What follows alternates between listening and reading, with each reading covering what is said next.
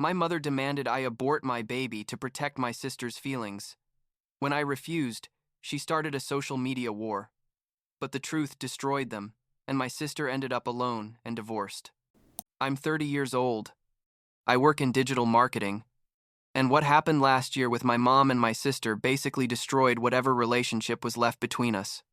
The thing is, my wife Isabella and I announced we were expecting our first baby, and instead of congratulations, my mom called me to demand, literally demand, that we abort the baby so we wouldn't hurt my younger sister's feelings. Yeah, you read that right. But, well, I guess I should start from the beginning so you understand why this didn't surprise me as much as it should have. I grew up in a pretty normal family, or so I thought when I was a kid. I have a younger sister, Rachel, who's 27 now, and always, but always since I can remember, she was the apple of my mom Margaret's eye. My dad, Thomas, was more balanced, let's say, but my mom lived and breathed for Rachel. When we were kids, it wasn't so obvious. Or maybe I was too young to realize it, but as we grew up, the difference in treatment became ridiculous. Rachel could do whatever she wanted without consequences, while I had to follow all the rules to the letter. If Rachel got bad grades, it was because the teachers didn't know how to teach, but if I got less than a 9, it was because I wasn't trying hard enough. You know what I mean? That kind of thing. And when I got to college, I distanced myself quite a bit from my family. Not in a bad way, but I did need my space. I studied marketing, got a decent job at a tech company, and that's where I met Isabella about 6 years ago. She worked in the same building, but in a different department. We met in the break room and basically became a couple 3 months later. My family met Isabella, and everyone was super nice at first, especially Rachel, who at that time wasn't married yet and seemed genuinely happy for me. Rachel married Matthew about 5 years ago, I think. A really good guy, honestly. He was always kind to me and seemed to have his head on straight. At first, their relationship looked good. But over the years, I started to notice that Rachel was still the same spoiled child as always, only now she expected Matthew to treat her like my mom treated her. I married Isabella 3.5 years ago. We had a small wedding because we didn't want to spend a fortune. And I remember my mom made several comments about how Rachel's wedding was going to be much bigger and more special. Like, "Mom, it's my wedding. Can you not talk about Rachel for 5 minutes?" But well, I was already used to it. Things got weird about 2 years ago, when Rachel and Matthew started trying to have kids. At first, everything seemed normal. You know, a young couple wanting to start a family, but after several months without success, Rachel started to obsess over it. Every family gathering became about her attempts to get pregnant. Every conversation revolved around her ovulation cycles, her doctor's appointments, the tests they were doing on her. And my mom, of course, supported her in everything, went with her. To medical appointments, research treatments, basically it became project number 1 for both of them. Isabella and I at that time weren't actively trying to have kids, but we weren't being careful either. Like if it happens, it happens, and if not, then no. We had other plans first. We wanted to travel a bit, get more financially stable, that kind of thing.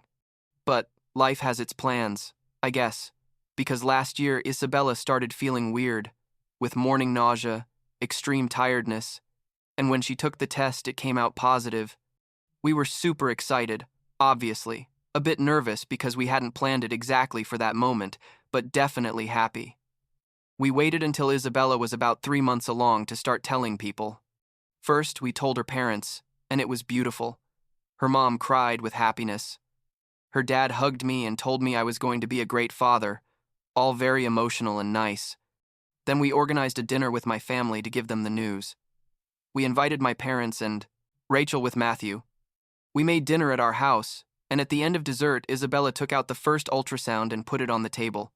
My dad was the first to react. He got up and hugged both of us. He was super happy. Rachel stayed quiet looking at the photo. And my mom too, but I noticed she had a weird expression on her face. Like worried or something. The dinner ended kind of awkward, honestly. Rachel barely spoke the rest of the night, and my mom wasn't as excited as I expected either. But I thought maybe they were processing the news or I don't know what. Matthew congratulated us sincerely and told me he was really happy for us. It was one of the few pleasant moments of that night. When they left, Isabella asked me if I had noticed anything weird, and I told her yes, but that they were probably just surprised. that it would pass. 2 days later. 2 days. My mom calls me. I was at work and I saw her name on the screen. I answered, thinking she was going to ask me how Isabella was, or something normal. But no. Margaret starts the conversation saying, "We need to talk about a very important decision." And I'm like, "What decision, Mom?" And then she drops it on me. Just like that, without anesthesia. That Isabella and I should seriously consider terminating the pregnancy. I stayed silent for like 10 seconds because I thought I had heard wrong. But she kept talking, saying that Rachel had been trying to get pregnant for 2 years already, that this was going to break her heart. That how could we be so insensitive to announce our pregnancy when we knew she was struggling with that? I couldn't believe it. I said, "Mom, are you asking me and my wife to abort our child because Rachel has problems getting pregnant?" And she responded that it wasn't just that we had to think about the family, about keeping the peace, that we were young and could try later when Rachel already had her baby. I told her she was completely crazy, that never in our lives would we do something like that. And she got angry and started yelling that I had always been selfish, that I never thought about my sister, that this pregnancy was going to ruin Rachel's mental health. I hung up the phone because I literally couldn't keep listening to her. I was shaking with rage. I felt like I was going to have a panic attack right there in my office. I called Isabella and told her everything, and she was in shock too. She couldn't believe my mom had said that. That same afternoon, I blocked my mom's number, blocked Rachel on all my social media and on my phone, and decided I wasn't going to have contact with either of them until they offered me a sincere apology, which honestly I didn't think was ever going to come. My dad called me about a week later. He didn't know anything about what had happened. My mom obviously hadn't told him because she knew he wouldn't be on her side. I explained the whole situation to him, and I could hear him breathing heavily on the other side, making those sounds of disbelief, like "I can't believe she said that." Thomas told me he was very sorry, that he was happy about the baby and supported me completely, that he was going to talk to Margaret but that he completely understood if I didn't want to have contact with her for now. That conversation made me feel a bit better, knowing that at least my dad was on my side. 4 months went by without talking to my mom or Rachel. 4 months of peace, honestly, where Isabella and I focused on preparing for the baby. We decorated the room, bought all the necessary things, went to prenatal classes. My dad came to visit us often and always brought something for the baby. He never mentioned Margaret or Rachel unless I asked, and I generally didn't ask because I didn't want to ruin the moment with that topic. When Isabella was 7 months along, we decided to make a public pregnancy announcement on social media.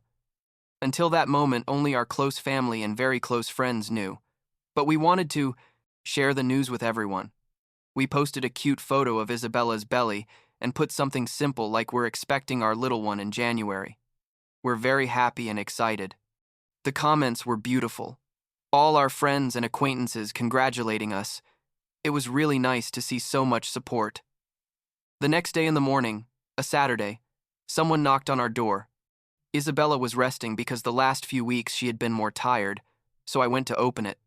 And there they were, my mom and Rachel, standing at the entrance with serious faces, like they were coming to a funeral. My first reaction was to close the door in their faces, but Margaret put her foot in so I couldn't close it, and started talking fast, saying they just wanted to talk, that they had seen the post, that we needed to resolve this as a family. I told them I had nothing to talk about with them, that what my mom had asked me was unforgivable and that I hadn't invited them to my house. Rachel started crying, which she always did to get what she wanted, and said please listen to her, that she needed to explain something important to me.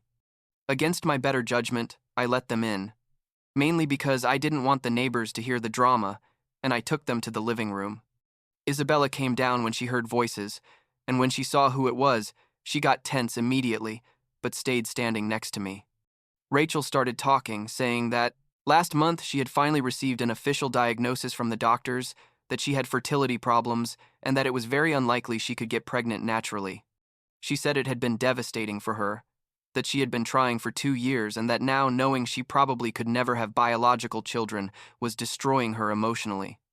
I could see she was genuinely upset, but honestly at that moment I didn't feel much sympathy considering everything that had happened.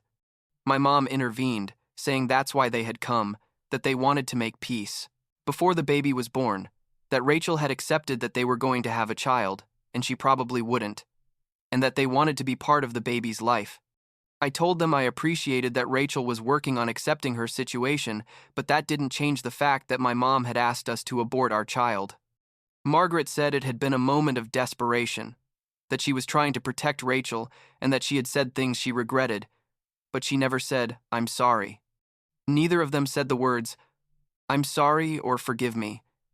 They just gave excuses and explanations for why they had acted that way. I told them that until I heard a real apology, I wasn't going to consider reconciling with them, and that, even with an apology, I would need a lot of time to be able to trust them again. Rachel said she wasn't going to apologize for her feelings, that she hadn't done anything wrong, that she had just been dealing with her own pain. And that's when I got really angry. I told them I had to leave, that I wasn't going to keep having that circular conversation where they played the victims when my mom had asked for something absolutely unacceptable, and Rachel hadn't said a single word against it. Margaret refused to leave, saying we hadn't finished talking, and I raised my voice saying, yes, we had finished, that it was my house and I wanted them to leave. Rachel started screaming that I had always been cruel to her, that I had never supported her, that I was a terrible brother. And that's when everything exploded. I told Rachel that she was a spoiled 7-year-old child who had never had to face a single consequence in her life, that Mom had turned her into a selfish and manipulative person who believed the world revolved around her. I told her I was sorry about her fertility problems. That must be difficult, but that didn't give her the right to expect others to put their lives on hold for her. My mom stood up and pointed her finger at me, screaming, "How dare I talk to my sister like that? That she was suffering and I only thought about myself." I told them that they were the ones who only thought about themselves, that they had made Rachel's problems the center of the universe and expected everyone else to accommodate their drama. Isabella was next to me, grabbing my arm, telling them, "Please leave, please just leave." And then Rachel said something to me that I will never forget. She said, "I hope you lose your baby, so you understand how I feel."